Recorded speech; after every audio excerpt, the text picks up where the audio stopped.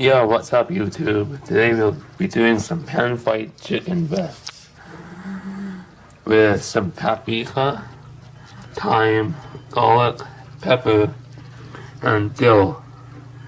What is Adol's favorite herb? Dill.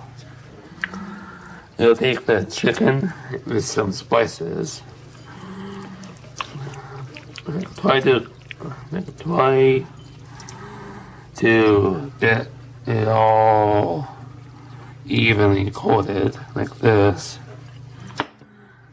Don't be afraid to get your hands all dirty like this to really get in there with your spices. Turn your burner on to roughly medium heat and cook your chicken breast until it's pretty much done. After you pan fry your chicken, it's ready to eat.